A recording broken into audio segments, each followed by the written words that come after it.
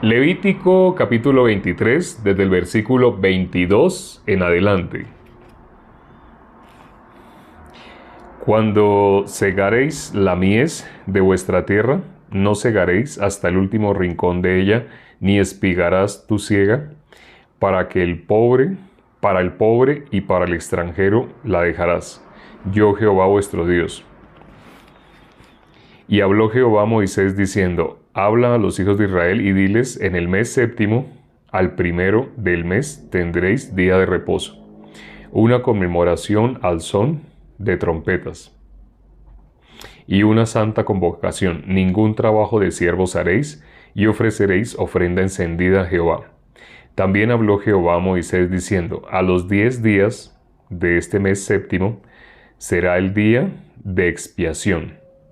Tendréis santa convocación y afligiréis vuestras almas y ofreceréis ofrenda encendida a Jehová.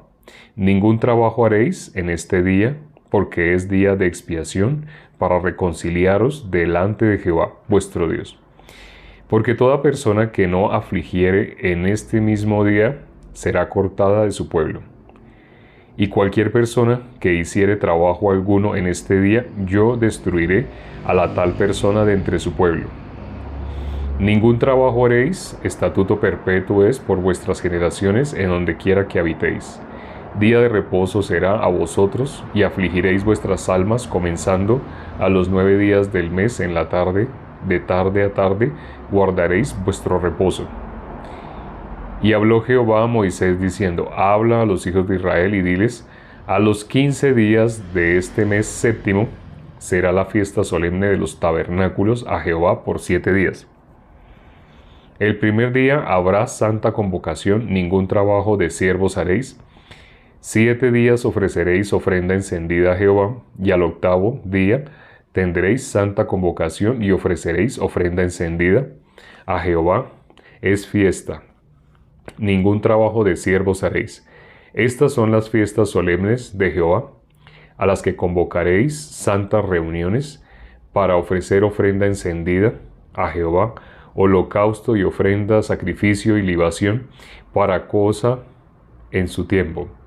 Además de los días de reposo de Jehová, de vuestros dones, de todos vuestros votos y de todas vuestras ofrendas voluntarias que acostumbráis dar a Jehová. Pero a los 15 días del mes séptimo, cuando hayáis recogido el fruto de la tierra, haréis fiesta a Jehová por 7 días. El primer día será de reposo y el octavo día será también día de reposo. Y tomaréis el primer día ramas con fruto de árbol hermoso, ramas de palmeras, ramas de árboles frondosos y sauces de los arroyos, y os regocijaréis delante de Jehová vuestro Dios por 7 días. Y le harás fiesta a Jehová por 7 días cada año. Será estatuto perpetuo por vuestras generaciones, en el mes séptimo lo haréis.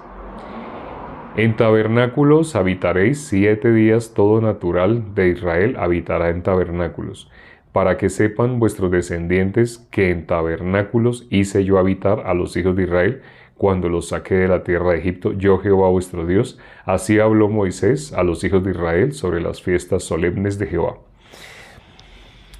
Ahí termina el capítulo 23. No sé si notaron que se repite casi al pie de la letra. Hay algunas variaciones, pero se repite casi al pie de la letra al séptimo mes. Ayer, cuando leímos hasta el versículo 21, hablaba desde el mes primero. Haréis en el mes primero, el día 14 hasta el día 14. Luego, el día 15, así. Durante 7 días, la fiesta de panes sin levadura. Así fue ayer, ¿no? Hoy estamos viendo, ya es que fiesta de tabernáculos. ¿Por qué? Al final lo explica. Porque en tabernáculos hice habitar a los hijos de Israel. Una vez que salieron de Egipto, ¿cómo habitaron? En tabernáculos. Ya sabemos por el tabernáculo. ¿Qué son tabernáculos? Tabernáculo, otra forma de decir tabernáculo es tienda. Las tiendas, cuando las personas van de viaje, a veces se quedan normalmente en cabañas, ¿no? O se quedan en habitaciones, en una batería de habitaciones. Pero hay personas que se quedan en carpas, así. Cuando el pueblo de Israel salió, estuvo por todo el desierto, ¿no? Y cuando estaba por todo el desierto, ¿cómo vivía? En tabernáculos. Incluso cuando se hizo el tabernáculo y acampaban las 12 tribus alrededor, de eso ya hicimos un dibujo donde explicábamos dónde estaba cada tribu, cómo habitaban en tabernáculos, así. Pero Dios dijo, hagan siempre así esta fiesta, ¿qué es lo que tienen que conmemorar? Habitaron en tabernáculos. ¿Qué característica tiene una tienda? Cuando una persona habita o cuando una persona va de pronto así a un paseo y la persona se queda en una carpa, ¿qué característica tiene la carpa? Normalmente la carpa se coloca temporalmente. A diferencia de los hospedajes con habitaciones, con cabaña, esos son lugares fijos que ya no van a ser movidos mientras exista esa finca, por ejemplo. De pronto alguien destruirá todo eso y construirá un edificio, es otra cosa. Pero la diferencia con las tiendas es que las tiendas son, se mueven, constantemente se mueven. Se colocan ahí por un tiempo y se tienen que mover. ¿Qué es la vida del justo? La vida del justo inevitablemente es así. Es así. El justo, dice Proverbios, la senda del justo es como la luz de la aurora, que va en aumento hasta que el día es perfecto. La senda del justo es ir aprendiendo la vida espiritual. Las fiestas que están aquí instituidas son ese caminar hacia la vida espiritual, la vida de creencia. Hoy precisamente varias de las personas que se comunicaron a través de WhatsApp conmigo tenían algunos inconvenientes sobre su vida espiritual. Algunos no entendían por qué sucedía esto, otros no entendían por qué aquello. Otros estaban muy felices porque entendieron para qué Dios permite de alguna manera especial así. La senda del justo es como la luz de la aurora que va en aumento hasta que el día es perfecto. Cuando recién recibí la salvación, yo era prácticamente como un niño, un bebé espiritual.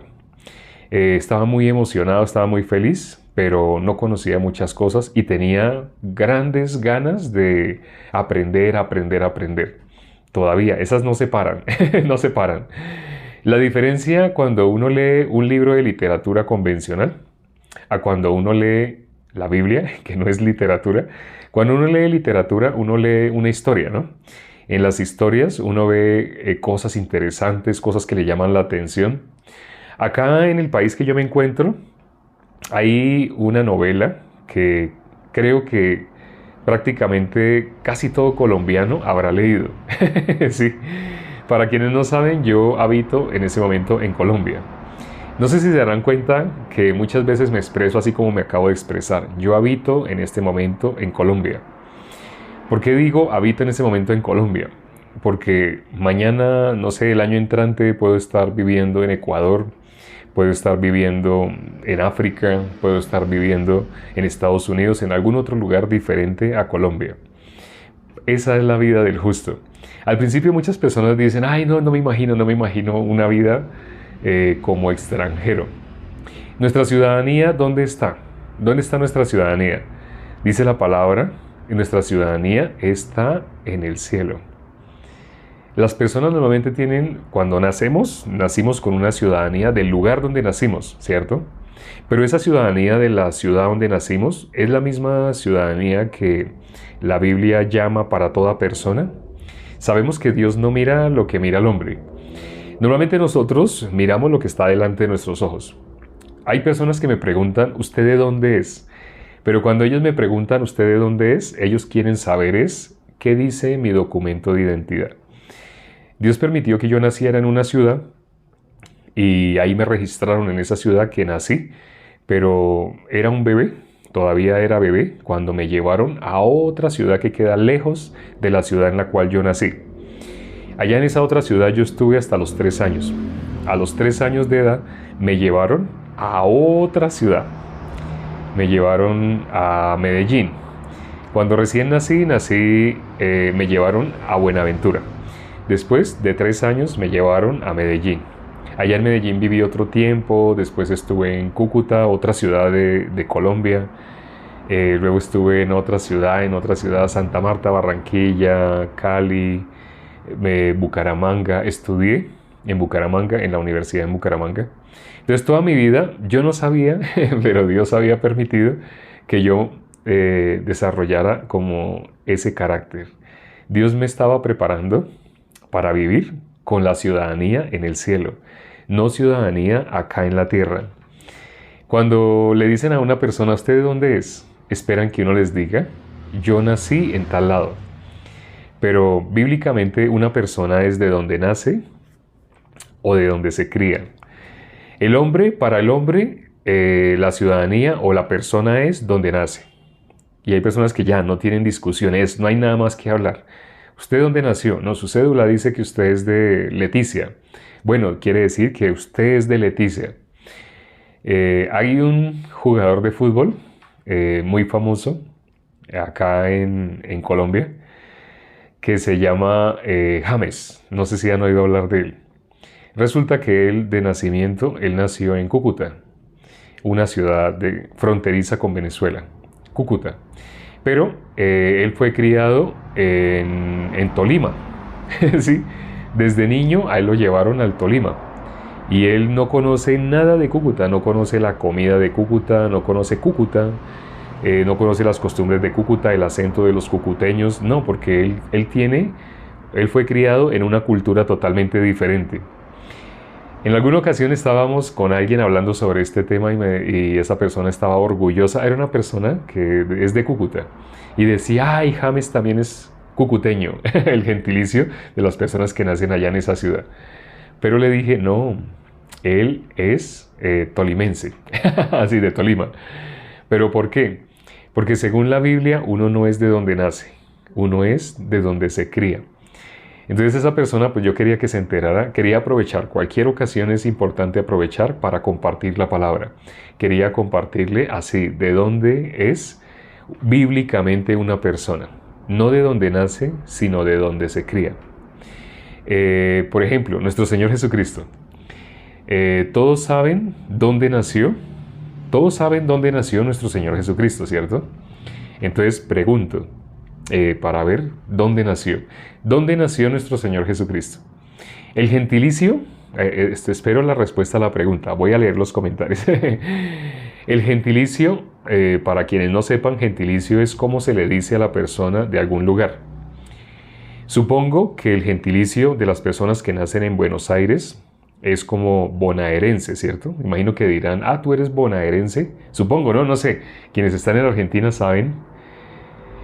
Algunas personas dicen que Jesús nació en Belén. Alguien dijo que Jesús nació en Nazaret. Así, ¿cierto? La pregunta que hice es, ¿dónde nació? Nuestro Señor Jesucristo nació en Belén, ¿cierto? En Belén. Nuestro Señor Jesucristo nació en Belén. Alguien dice en Jerusalén. Nació en Belén. Nuestro Señor Jesucristo nació en Belén. No sé si sepan, si habían escuchado, cuando leímos, hace poco leímos, los magos. Los magos, ellos indagaron dónde iban a ser el rey de los judíos. Y indagaron dónde, con quién, con los escribas, con los fariseos, con personas que estudiaban las escrituras. Y ellos ¿qué dijeron? El rey de los judíos va a nacer en Belén, porque está escrito acá en la Biblia, está escrito que iba a nacer nuestro Señor Jesucristo en Belén. Entonces, sí, para quienes no sabían, hay inclusive cánticos que dicen que ha nacido un niño en un pesebre en Belén. Entonces, nuestro Señor Jesucristo nació en un pesebre. Sí, nació en un pesebre. Un pesebre donde hay varios animales. Hay vacas, hay corderos, hay becerros, ovejas, carneros, machos cabríos. Así, en un pesebre nació nuestro Señor Jesucristo. Curiosamente, ¿qué hemos leído el día de hoy? Ahora no sé si ustedes se dieron cuenta, a propósito yo nombré los animales que hemos leído, ¿sí? ¿Qué es, por ejemplo, qué es un cordero? Nosotros oímos la expresión Cordero de Dios que quita el pecado del mundo. Pero el común de las personas sabe qué es un cordero. ¿Sabe? El cordero ¿Qué tipo de animal es? ¿De dónde viene el cordero? Alguien, sí, Belén es sí, casa de pan, muy bien. Entonces, nuestro Señor Jesucristo nació así en un pesebre, ¿cierto? Pero ¿en dónde nació? Nació en Belén. ¿Cuál es el gentilicio? ¿Cuál sería el gentilicio de las personas que nacen en Belén? El gentilicio de los que nacen en Buenos Aires supongo que es bonaerense. El gentilicio de las personas que nacen en México, ese sí lo sabemos todos, es mexicano. Curiosamente, no me había percatado que no tenía claro cuál es el gentilicio de las personas que nacen en Buenos Aires. Estoy suponiendo que es bonaerense.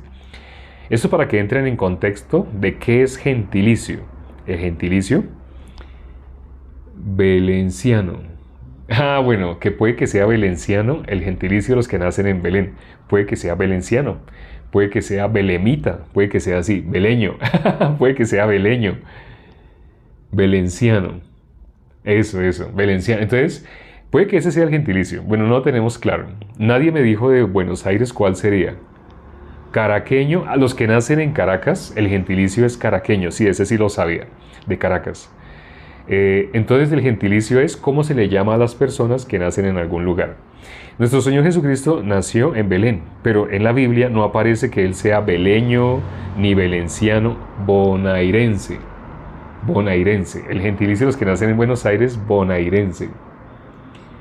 Sí, argentino en Buenos Aires, bonaerense. Bueno, bonaerense, sí. Sí, suponía que era así como bonaerense.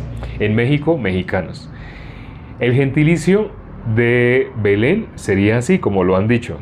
Pero en la Biblia no aparece que Jesús, como nació en Belén, el belemita, el beleño, el belecense, no dice así. En la Biblia nunca dice Jesús, el belecense. Sí. ¿Cómo dice cuando hablan de Jesús? ¿Cómo lo llamaban todos? Jesús Nazareno. Inclusive alguna vez, de una manera despectiva, refiriéndose a nuestro Señor Jesucristo, lo hizo Natanael. Dijo, luego puede nacer algo bueno, puede venir algo bueno de Nazaret, porque a nuestro Señor Jesucristo lo llamaban el Nazareno, a él lo llamaban Nazareno, pero curiosamente él no nació en Nazaret. ¿Por qué automáticamente varias personas escribieron que Jesús nació en Nazaret? ¿Por qué varias personas escribieron así? Porque en la Biblia se refieren a nuestro Señor Jesucristo como el Nazareno. Pero curiosamente Él no nació en Nazaret, Él fue en Belén. Son dos palabras diferentes. Entre Nazaret y Belén son dos ciudades diferentes. Una en Capernaum. Pero entonces, ¿por qué dice así? ¿Por qué? Belén de Judá, ¿sí? Pero ¿por qué entonces lo llamaban Nazareno? Porque nuestro Señor Jesucristo se crió en Nazaret. Incluso parte de la infancia de Él, después de Belén, fue huir a Egipto. No sé si sepan eso. Lo leímos también. Sí lo deben saber porque eso lo leímos cuando hablamos sobre el nacimiento de nuestro Señor Jesucristo, lo que lo rodeó, cuando hablamos de Herodes. Y lo nombró. El tiempo que yo estuve en el campamento mundial, los videos que se subieron fueron los videos del pastor. El pastor que representa el misionero que Dios puso acá en el país que yo me encuentro. Y puse videos de él donde él estaba hablando de Herodes y él estaba hablando sobre esa parte. Y después cuando llegué nuevamente del campamento mundial, empezamos a retomar de esas 3 prédicas que se subieron, que son la parte 1, la parte 2, la parte 3, empezamos a volver a retomarlas. Y leímos en detalle. Entonces nuestro Señor Jesucristo, así naciendo en Belén, de ahí le tocó irse a Egipto. De Egipto, entonces volvió pero a Nazaret. Y ahí en Nazaret fue donde ya se crió. Su infancia fue en Nazaret. ¿Qué importancia tiene esto que les estoy diciendo? Bueno, primero que todo porque sí es importante conocer en detalle la vida de nuestro Señor Jesucristo. Pero también para que ustedes vean que una persona, ¿por qué la Biblia? La Biblia dice la palabra, Dios la juntó, Dios ordenó con su boca todo lo que está escrito en la Biblia. Estoy hablando de Isaías 34:16. Y Dios mismo ordenó que se juntase todo lo que aparece acá. Fue Dios quien ordenó que se juntase. Hay personas que le atribuyen a alguna religión en especial. Gracias a tal religión es que tenemos la Biblia. Curiosamente, las dos religiones, a una religión Dios le confió el Antiguo Testamento y a otra religión le confió el Nuevo Testamento. Pero curiosamente, los que tenían el Antiguo Testamento nunca pudieron reconocer a Jesús, sabiéndoselo de memoria incluso. Y los que tuvieron el Nuevo Testamento tampoco, tampoco reconocieron el corazón de Dios, ni siquiera viéndolo en el Nuevo Testamento. Y Dios permitió que a través de dos pueblos que no entendían lo que estaba ahí escrito, a través de ellos llegara la recopilación de la Biblia a nuestras manos, el Antiguo Testamento, el Nuevo Testamento. Pero bueno, sabiendo que nuestro Señor Jesucristo bíblicamente se reconoce como de donde Él fue criado, nuestro Señor Jesucristo, ¿qué le dijo a los judíos? Ellos habían sido descendientes de Abraham. Abraham es el padre de la fe. Por ser Abraham el padre de la fe, ¿qué deberían ser sus descendientes? Como hijos de la fe, ¿sí? Inclusive cómo llamaban a Abraham, padre. Cuando miramos Juan capítulo 8, llaman a Abraham padre. Así le dicen. Le dicen padre, pero Jesús dijo, si realmente Abraham fuera vuestro padre, ustedes me amarían. Así les dice, pero ellos dicen automáticamente, no, nosotros sí somos descendientes de Abraham. Sí, yo sé que son descendientes de Abraham, pero no son hijos de Abraham. ¿Cómo? Suena raro. ¿Cómo no pueden ser hijos de Abraham si son descendientes? Le dijo nuestro Señor Jesucristo. Dios puede levantar hijos a Abraham aún de estas piedras. ¿Sabe a qué se refiere con esas piedras? A nosotros. ¿Quiénes son? Efectivamente, los hijos de Abraham. ¿Quiénes son? Los israelitas. ¿Quiénes son? Los hijos de Dios. ¿Quién es la nación santa, el pueblo escogido? Todo aquel que le recibe, más a todos los que le recibieron, a los que creen en su nombre. Ayer hablamos en detalle sobre ese versículo. A todos los que le recibieron, a los que creen en su nombre, les dio potestad de ser hechos hijos de Dios. Quiere decir, no todo el mundo es hijo de Dios. Y nuestro Señor Jesucristo, ¿qué le dijo a estas personas que se sabían la Biblia de memoria? Y que ellos estaban orgullosos por ser descendientes de Abraham, del linaje de Abraham. Jesús les dijo, no que eran del Padre del cual venían por descendencia, sino Jesús les dijo que eran del Padre que los había criado. Eso está en Juan capítulo 8, versículo 44. Jesús les dijo, vosotros sois de vuestro padre el diablo. Jesús no les dijo así porque estuviera enojado, porque ellos, no sé, lo habían lastimado, no. Jesús les dice la verdad. Ellos dicen que son hijos de Dios y ellos dan testimonio de sí mismos. Ellos dicen, solo tenemos un Padre, nuestro Padre es Dios. Ellos dan testimonios de sí mismos. Pero Jesús dice, el Padre de ustedes, ¿quieren saber cuál es el Padre de ustedes? El diablo. Así. Y ya también sobre este versículo hemos hablado, no está hablando nuestro Señor Jesucristo únicamente de las personas que estaban ahí escuchándole. Está hablando de todo aquel que está destituido de la gloria de Dios. Y hay un versículo que casi todo el mundo se sabe de memoria, por cuanto todos pecaron, están destituidos de la gloria de Dios. Estar destituido de la gloria de Dios significa ser hijo del diablo. Cuando Jesús dijo, vosotros sois de vuestro padre el diablo, parece que estaba hablando únicamente de las personas que estaban ahí. No sabemos si eran 200, 300 personas. Estaban ahí, pero Jesús no le estaba diciendo solo a todos los que estaban ahí. Cuando dijo vosotros, está hablando de toda la humanidad. Todo el mundo, desde nacimiento, es hijo del diablo. Sí, la gente se sorprende y dice, no puede ser algo está mal, así no me han enseñado a mí. La Biblia, Dios no mira lo que mira el hombre. Todo el mundo cuando dice, y tenemos que retomar este versículo, Juan 1:12, a todos los que le recibieren, a los que creen en su nombre, a los que le recibieren, a los que creen en su nombre, les dio potestad de ser hechos hijos de Dios. Quiere decir que son muy pocas las personas que logran recibir delante de Dios ese título de hijo de Dios. Muchas personas hacen milagros, profetizan y echan fuera demonios. Bueno, realmente no son muchas personas. Quienes hacen eso son líderes de iglesias. Se les llama pastores normalmente, ¿no?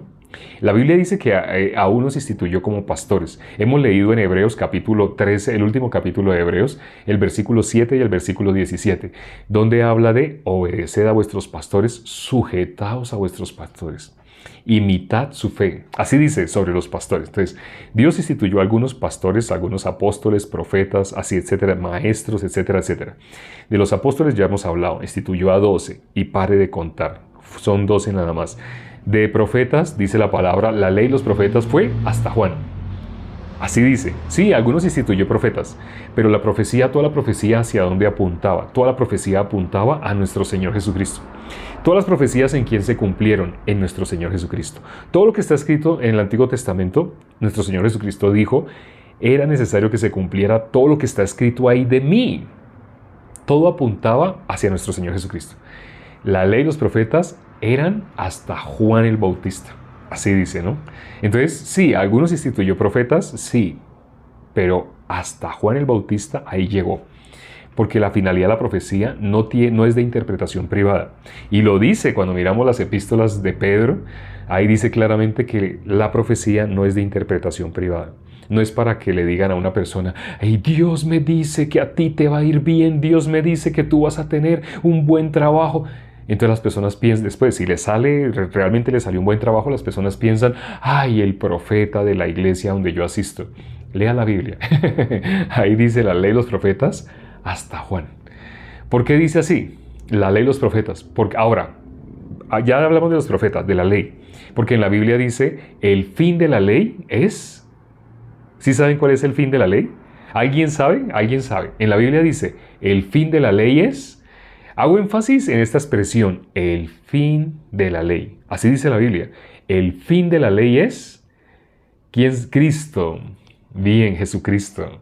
El fin de la ley es Cristo. Ahora, no está diciendo que ahí la ley se acaba, que desaparece. No, no dice eso. Porque sé que algunas personas que todavía están bajo la ley no les gustará eso. ¿Cómo así que el fin de la ley? ¿La ley tiene fin? No, no está diciendo que se exterminó. Está diciendo que esa es la finalidad de la ley. El fin de la ley es llevarnos ante Cristo.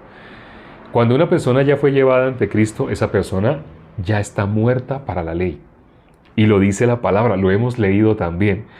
¿Quiénes están todavía bajo la ley? Romanos 3, versículo 19 dice, todo lo que la ley dice, lo dice a los que están bajo la ley. ¿La ley para qué está escrita? Para los que están todavía bajo la ley. Las personas que están bajo la ley, esas personas tienen que algún día, si Dios les da misericordia, si Dios les permite, les quita la venda para que ellos puedan ver dónde se encuentran, esas personas pueden darse cuenta, están muertos. Esa es la finalidad de la ley. Cuando la ley cumpla su finalidad en una persona, esa persona puede recibir la misericordia de Dios. Mientras esa persona interprete la ley a su manera, que la manera como nosotros los seres humanos la interpretamos es, ¿en qué sentido? Debemos hacer, debemos hacer, debemos hacer. La ley dice, debemos hacer, debemos hacer. Hay personas que me escriben y me dicen al WhatsApp, y me dicen, pero yo creo que después de que una persona recibe la salvación, entonces debe seguir guardando la ley. Yo le digo, ¿en qué sentido tú llamas guardar la ley? Porque ciertamente la ley es la que nos llevó delante de Cristo.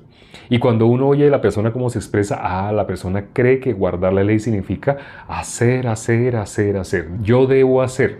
Si la persona debe hacer, eso se llama obras de esa persona. Las obras de esa persona que está tratando de hacer.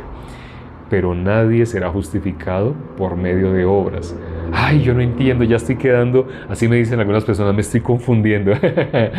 No te preocupes, si tienes algo de confusión es porque lo que te habían transmitido es contrario a lo que estás escuchando. Y lo que estás escuchando es 100% bíblico, sin ninguna pretensión. Cuando te dicen otra cosa, muy probablemente las personas que te enseñaron de otra manera también te habrán enseñado que tú ya eres hijo de Dios. ¿Por qué? Porque asistes tal vez a la iglesia de ellos. De pronto te lo dirán de esta manera. Ay, ¿dónde estás? Los hijos de Dios van a hacer una cosa. Todos los hijos de Dios que se encuentran en este lugar van a levantar sus brazos. Y la gente empieza a levantar los brazos. ¿Por qué son hijos de Dios? Porque el predicador de esa iglesia dijo que ustedes son hijos de Dios. Ya por eso es que son hijos de Dios. Porque asistieron a la iglesia de Él. Eso nos constituye en hijos de Dios. El ser humano no reflexiona en eso. Pero cuando uno le pregunta, ¿usted es pecador? Claro, sí. ¿Cómo voy a decir que no soy pecador? La Biblia dice, vamos a leer un versículo ya para terminar, porque el tiempo se nos fue muy rápido. Quería que habláramos sobre el cordero. Bueno, les pregunté si sabían qué era el cordero. Tengo que decírselo ya rápidamente. El versículo que vamos a leer para terminar lo pueden ir buscando. El versículo es Lucas capítulo 1, versículo 77. Lucas capítulo 1, versículo 77. El cordero. ¿Qué es el cordero? El cordero es realmente una oveja de menos de un año. Las ovejas viven alrededor de 10 años. Pero un cordero es una ovejita antes de cumplir un año, se le llama cordero.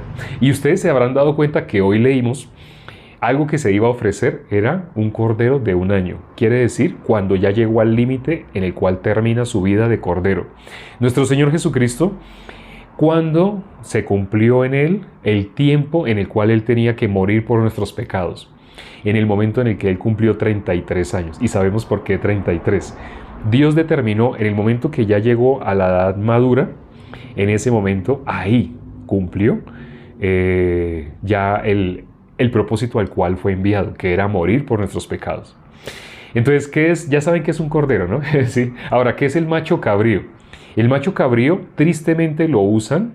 El macho cabrío lo usan en algunas películas y nos lo han mostrado como el símbolo satánico. El macho cabrío, ustedes han visto el símbolo de un chivo. El chivo, bueno, el macho cabrío realmente también se le dice chivo. En algunos países les llaman chivo. En algunos países le dicen chivo, que es un animalito que tiene cuernos y que tiene una barba así larga y como puntuda. Entonces lo llaman chivo, ese animalito lo llaman chivo. Es el macho de la especie de las cabras. Ustedes han oído la expresión cabras, eso sí lo conocen, las cabras que se suben en los peñascos. Cabra es la parte femenina, ¿sí?